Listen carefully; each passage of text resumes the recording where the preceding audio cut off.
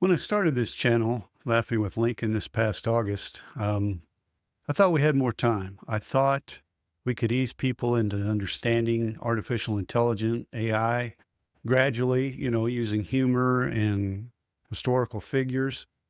But in looking at what just has happened in the past, well, I started to say months, but it's really weeks and days, I realized I was wrong. We're running out of time.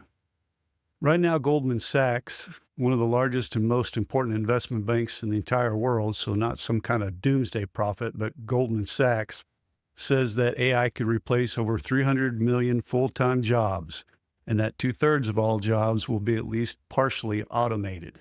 That's just within the next several years. And according to Sam Altman, the founder and one of the founders, and I guess the president of OpenAI, is talking about that could all accelerate and come a lot faster than what we thought. Um, Google, the company, not the search, but the company says that AI could replace up to 1 billion jobs globally over the next several years. And a former Google president said that 50% of jobs that we know today may not even exist because of AI in both blue collar and white collar jobs. Basically, 50% of all jobs that you know about today may not be there tomorrow. So this isn't just the ramblings of some moldy old guy, which I guess I am, but with nothing better to do than to run around screaming that the sky is falling.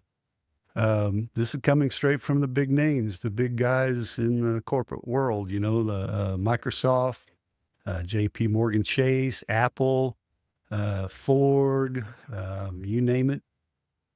It's everybody, because all the businesses understand that they will be affected by AI. Get to my notes here. Oh yeah, here's the really terrifying thing. Only 6% of people over 40 understand or have any idea of what's coming. Only 6%. Think about that.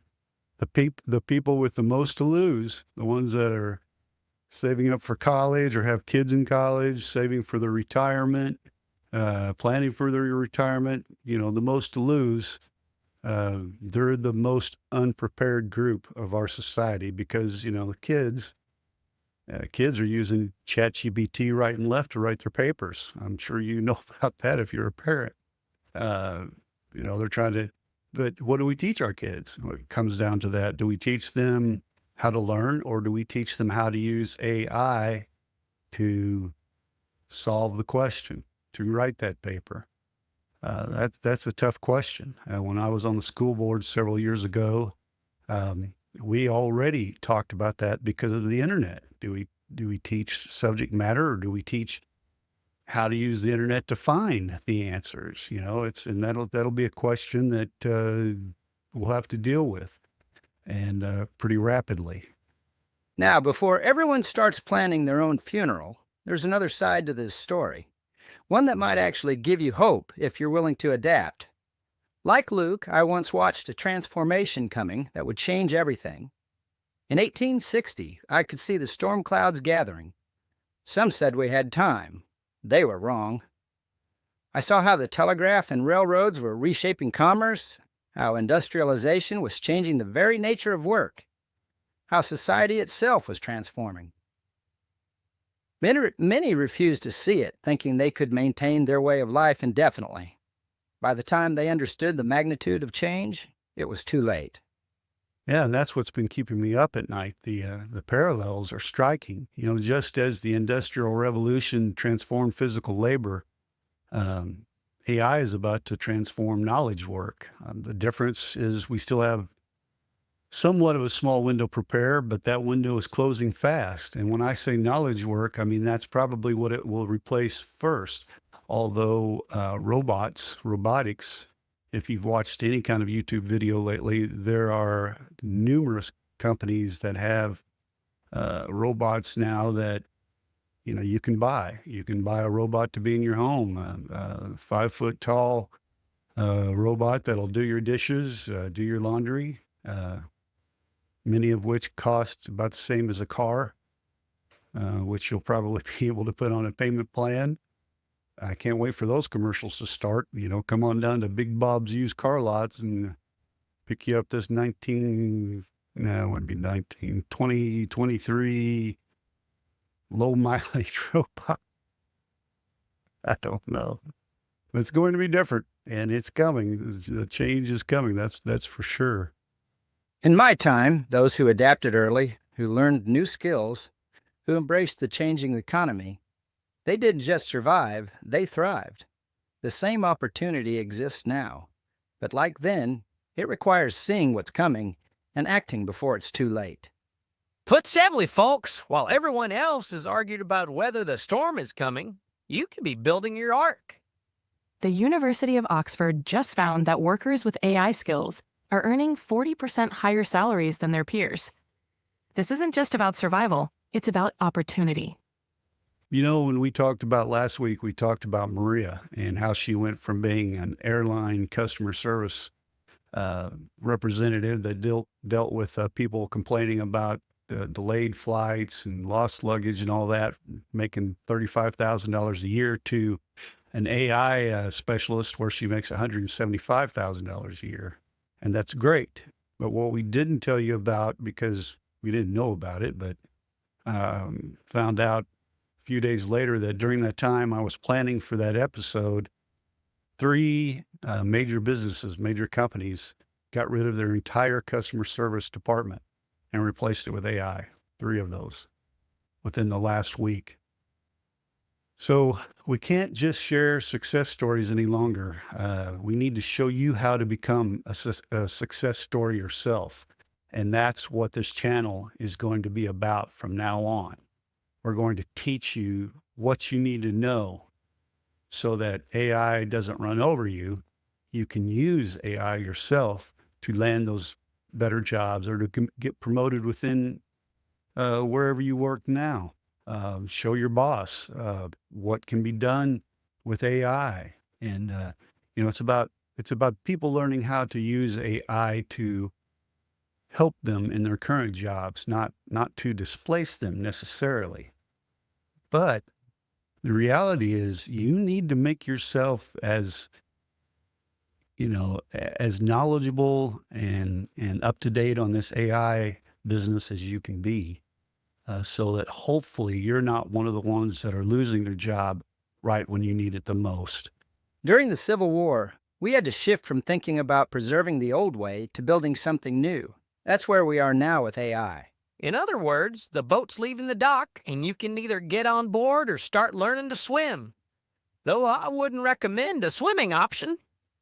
It's not all about money. It's about quality of life for an entire generation. My generation, your generation, if you're over 40, the Generation X, probably some of the baby boomers are in there that haven't retired yet.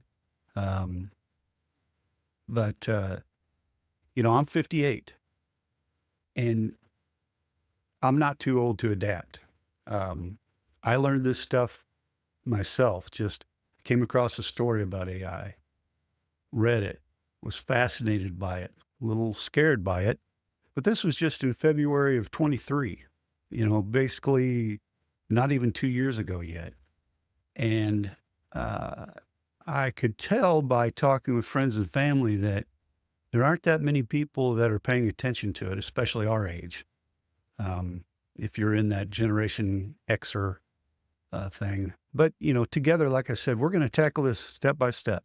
Each week, we're going to show you a new skill, and it won't be anything hard. You're going to enjoy it. AI is fun.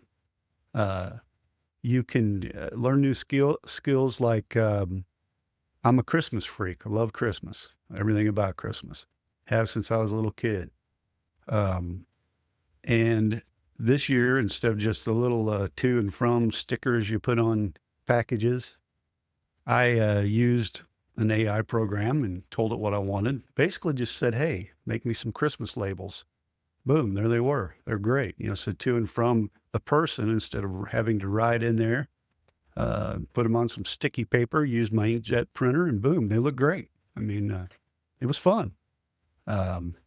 Easy, fun, family loved it. My wife's a graphic designer. I think she was even impressed. She doesn't think I'm an idiot. I about said I'm not just an idiot. I don't think she does. No, she doesn't. She's my best friend, so I know she doesn't. We've been together a long time. She probably thinks it's way too long. No, I shouldn't say that. Based on the latest data, here are the skills you need immediately: data literacy, understanding and working with information; AI tool proficiency, using AI to enhance your work; critical thinking, making decisions AI can't; and collaboration skills, working alongside AI systems. Starting next week, we're changing how we do things. Every single episode, we're going to alert you to immediate threats that AI might have in your particular industry, or we'll show you what industries are being affected. We're going to show and teach you the skills you need to develop and thrive. We're going to provide free resources where you can and show you where you can start learning. And if not free, low cost, there are lots of certification programs out there that you can take advantage of online at your own pace, and they are sought after certifications that companies are looking for. Um, so we're going to share real adaptation strategies that are working right now. We're doing a lot of research on this, and it's just time. I mean, it's coming. It's coming like a freight train, guys.